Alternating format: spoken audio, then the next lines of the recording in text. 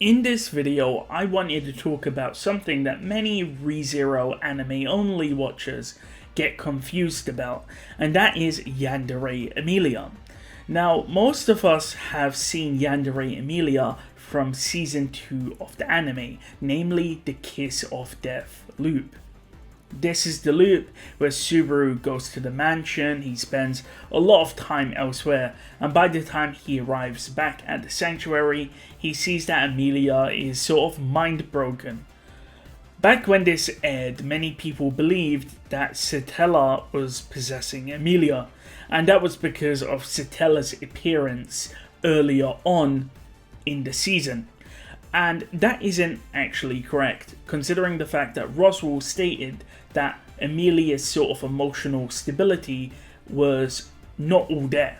And the reason why Emilia turned the way she did is because Roswaal isolated her. He made it snow, he separated Emilia from Puck by interfering with Puck's contract with Emilia, which prevents Puck from manifesting. And the reason why Roswaal did it was so that Emilia would then latch onto Subaru. And if Subaru saw that, he would of course go and be the white knight of Emilia. So essentially, Roswaal was mentally breaking down Emilia, so Emilia would latch onto Subaru, then Subaru would defend Emilia, and that way Roswaal will get what he wants, because Subaru will make sure that Emilia will become the king. Now, one of the questions you might ask is, why does Emilia end up in this sort of mental state?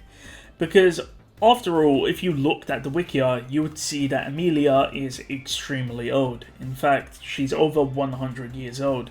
However, if you look at her mental age, you would see that her mental age is around 14 years old, at least during Arc 4. Now, that shows that Emilia is mentally deficient as a character, and so she's actually pretty childlike, which is the reason why she latches onto her father figure, which is Puck. And so when she's put into a situation where she has no one to depend on, she can become extremely dependent on people, and when Puck disappears, she will actually latch onto Subaru, and that's what we see during Arc 4. Again, keep in mind, Emilia is someone that's been told her whole life that she looks like the Witch of Envy. A lot of people prejudice her, call her worthless. And so when she consistently fails at the trial, that sort of reinforces those prejudices. And therefore she breaks down mentally because Puck disappears due to Roswaal, and because she has no one there to support her, she just starts to depend on Subaru, and that's why Yandere Emilia occurs. Now, over the course of ReZero, she only appears 3 times, as far as I'm aware. Once during Arc 4, which I've went over, and the other 2 times are during Greed If and Wrath If. So we see it appear in Greed If, so this takes place during Arc 4 if Subaru makes a contract with Echidna, and as a result Subaru will complete the trials on his own. Now again, since Emilia wanted to complete the trials herself, she was unable to do that, and Subaru did it himself.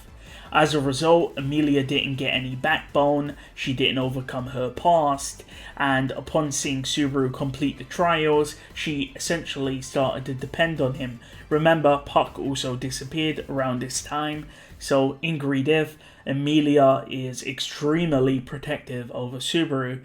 In fact, we see in the Greed If web novel that when Emilia spots that Beatrice has harmed Subaru, she actually goes motionless. She acts out on her sort of anger, and she starts freezing the mansion. Her powers go out of control, and she's extremely unstable during Greed If, and Subaru has to do whatever he can to sort of get her back on track.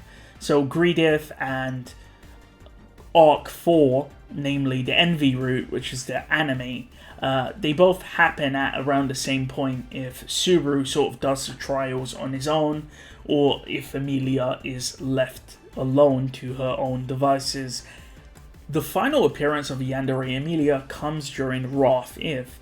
This is the split where Subaru wants to jump off the cliff, Beatrice then appears and essentially offers him a deal to take her hand.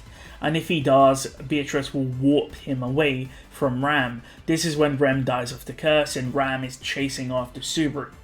Now, of course, in the main continuity of ReZero, Subaru jumps off the cliff and dies. However, in Wrath If, Subaru accepts Beatrice's hand and he gets warped away. Ram eventually chases Subaru and collapses before she can strangle him to death. As a result, Subaru takes Ram captive, and he also takes Emilia captive after working with Puck. Emilia is then taken into what's known as the Princess Room, and from the narration we can see that Subaru and Emilia have sort of formed a weird codependency where they sort of rely on each other, and it gets so bad that Emilia literally wants to throw everything away for Subaru, even going as far to say that she would die for Subaru. And later on in the arc we do see that she actually fights Reinhard and does everything she can to be with Subaru, even after learning that Subaru has killed thousands and thousands of people. It's just that she's so mentally unstable that it doesn't really matter what Subaru has done. Subaru's a villain, he's the Purge King, but Emilia doesn't care because she is attached and dependent on Subaru. And it's kind of funny because at the end of Wrath If, Subaru actually disposes of Emilia and wants nothing to do with her anymore. Now, of course, Tappei has pretty much stated that Yandere Emilia most likely won't appear again, especially after Arc 4. The main reason for this is because Emilia overcoming her past is essentially her first stage of character growth. So she is no longer someone that relies on Puck or Subaru. Emilia now has this independence to her. And so after the events of Arc 4, we most likely won't ever see Yandere Emilia appear again. So that's of course a good thing. On a final note, most people might not understand where Yandere comes from. It was actually popularized by Yuno Gasai, a character in the anime known as Future Diary or Mirai Nikki, and it's essentially when you're extremely possessive over someone you like.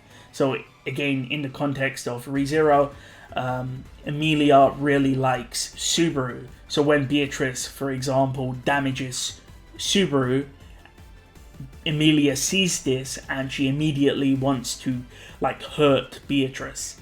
So that's what a Yandere is. You know, someone that's cute around Subaru, but they're a bit of a psychopath. Anyway, those are all of the canonical and if root appearances of Yandere Emilia. So thank you for watching.